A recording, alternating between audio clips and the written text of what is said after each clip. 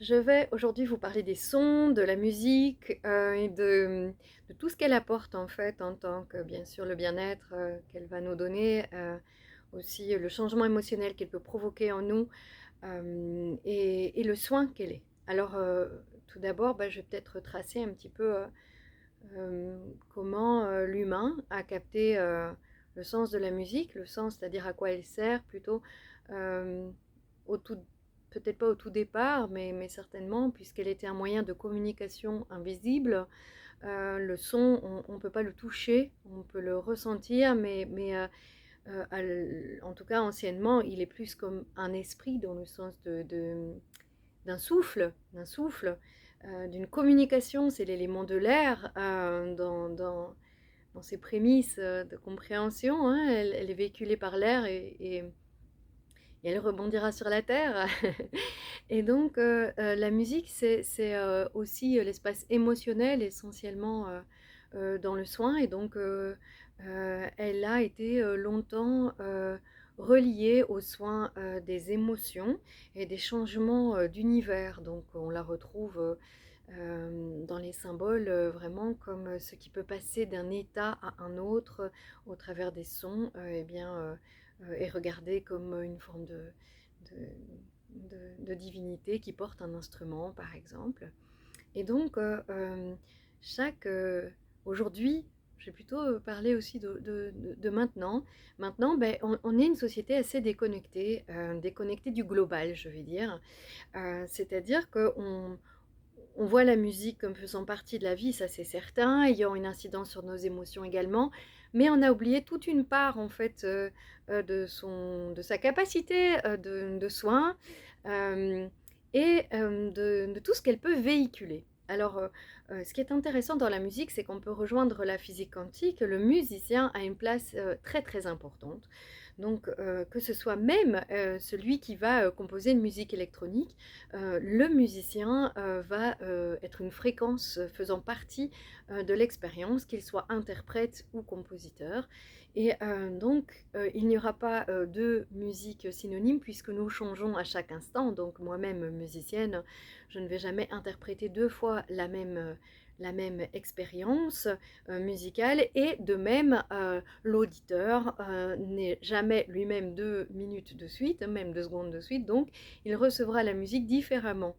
Mais la musique a une empreinte, donc les sons ont une empreinte dans notre mémoire, hein. La mémoire auditive est une mémoire très profonde, hein. C'est pour ça que nous pouvons retenir des chansons petits qui vont avoir un impact sur donc les moments beaux, par exemple, hein, où vous avez écouté une comptine, c'était apaisant, c'était dans un univers calmant le soir, par exemple. Eh bien, ça va se répercuter toute votre vie et on a comme ça des traditions où on chante un chant choisi et créé pour un enfant qui sera répété pour le calmer, l'apaiser durant même plus tard dans sa vie, hein. Donc la musique est une forme aussi euh, d'identité, d'identification, hein. Nous pouvons identifier des musiques de joie, etc., mais aussi dédier les musiques à des personnes, comme si nous captions cette personne, comme si on en faisait la peinture ou la photographie, mais par des sons. Donc, si je reviens à la capacité du son, alors je suis une exploratrice du son, hein, que ce soit depuis petite en jouant la musique qui m'apaisait énormément. Je voyais que la musique calmait mes douleurs, par exemple, quand j'étais petite, que quand je jouais certaines musiques, de nouveau, ça circulait dans mon corps. Donc, elle n'avait pas qu'un impact émotionnel, mais psycho-émotionnel dans mon cas. Donc, je ne parlais pas, bien sûr, d'avoir une maladie physique. Et encore, bien sûr, elle va avoir un impact puisqu'elle est une vibration sur l'os, etc.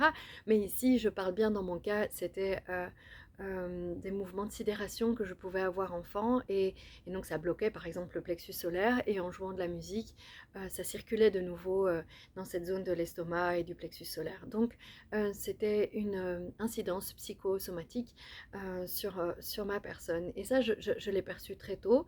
Et donc, bien sûr, elle me calmait. Et donc, elle calme en général, ou elle va dynamiser selon ce qu'on joue. Et j'ai été fascinée très tôt par tous les états émotionnels que pouvait provoquer la musique musique, donc de changer mon paysage émotionnel. Et d'ailleurs, je crée des paysages en fonction de ce que je jouais, et ils étaient même mes mémoires. Je coordonnais les deux. Ce que je visualisais était aussi mon par cœur de musique, si vous voulez. Et donc, tout ça a été une exploration donc très très tôt. Et ensuite, je me suis intéressée au pouvoir finalement des sons, puisque je me rendais compte que si on enlevait les sons d'un film, la scène n'avait plus rien à voir. Et donc, je trouvais ça même adolescente. Injuste et, et manipulateur de mettre des sons, puisque moi je captais énormément la musique partout.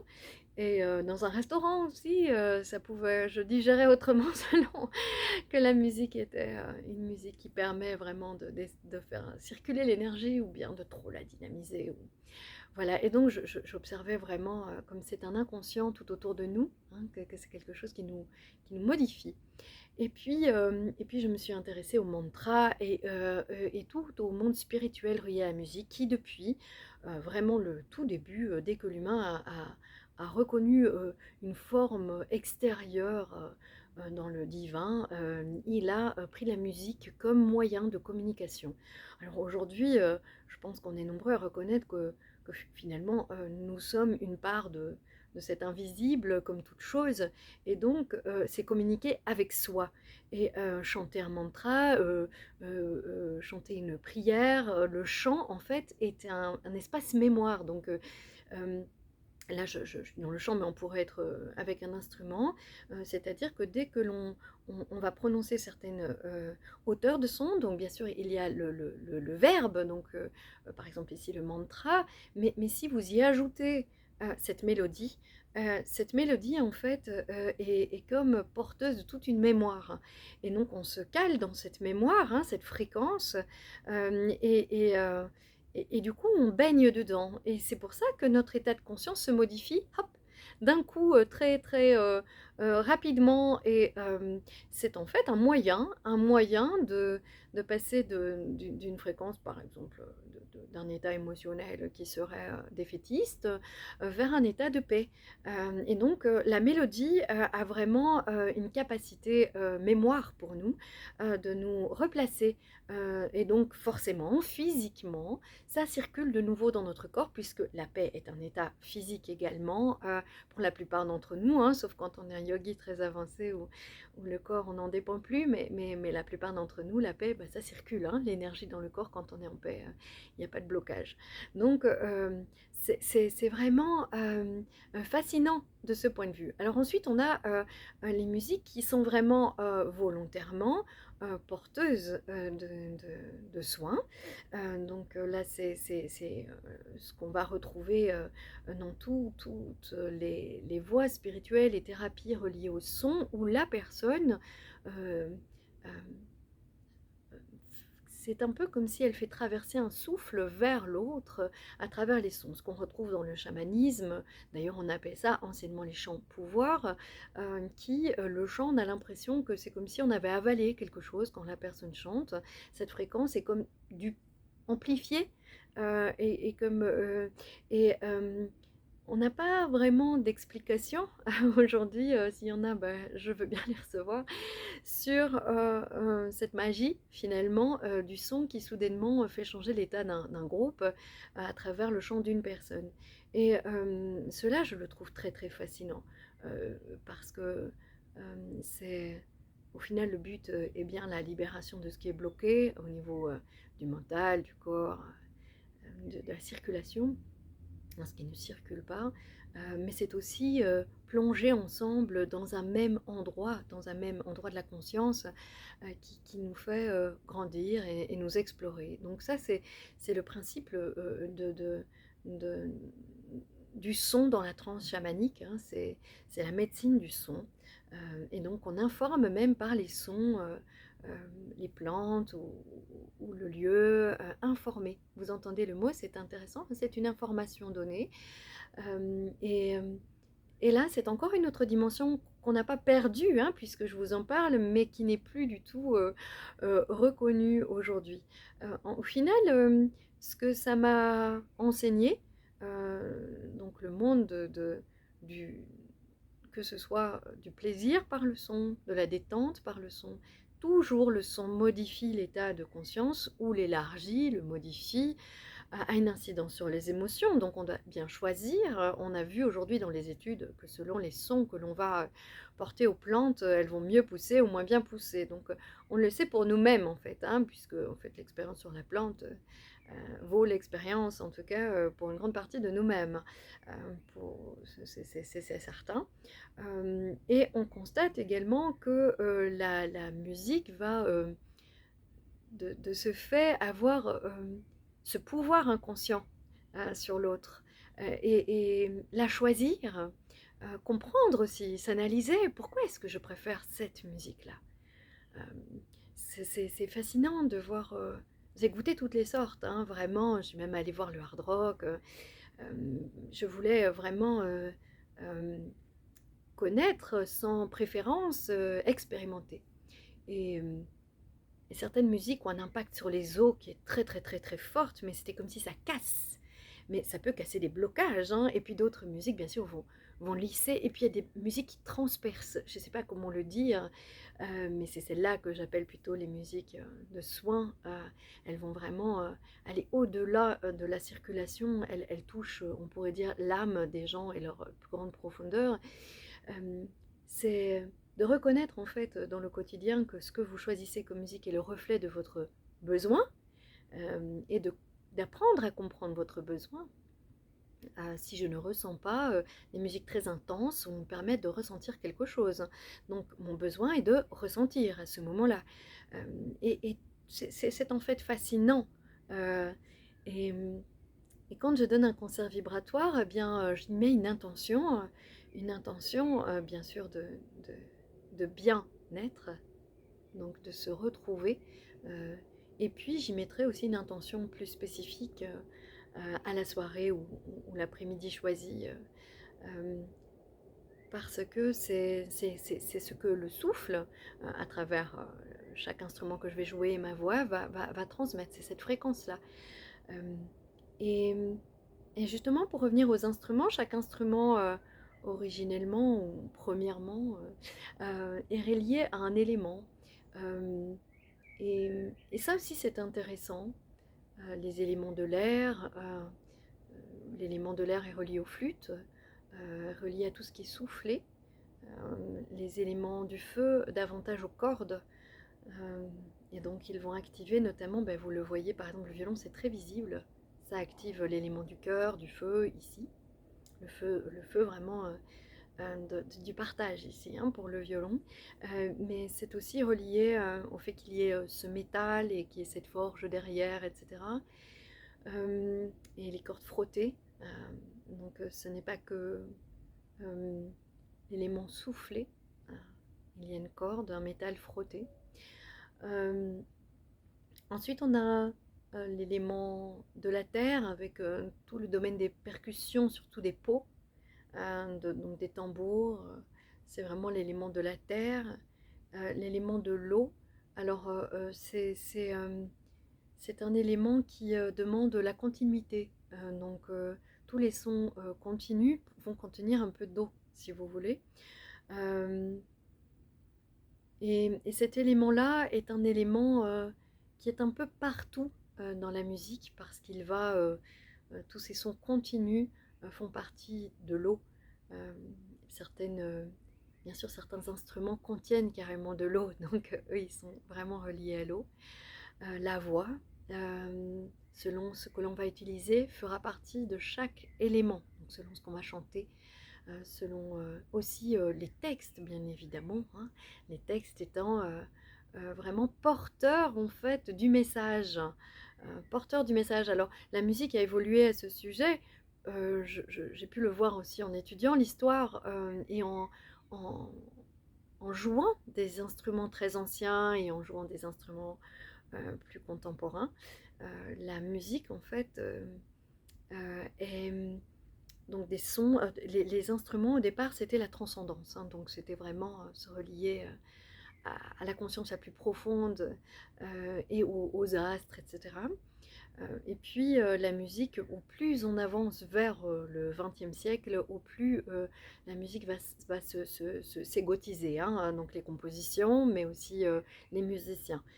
Donc on n'est plus un espace, un passage uniquement, donc un passage entre le ciel qui se descend, si vous voulez, on pourrait donner cette image sur la terre, qui est réservé donc aux personnes spirituelles, donc ça c'est vraiment une époque plus ancienne, et puis doucement la musique va devenir une communication horizontale, une communication émotionnelle, une communication aussi du désir, le désir de libération, d'évolution, d'amour, donc c'est ce vers quoi on tend.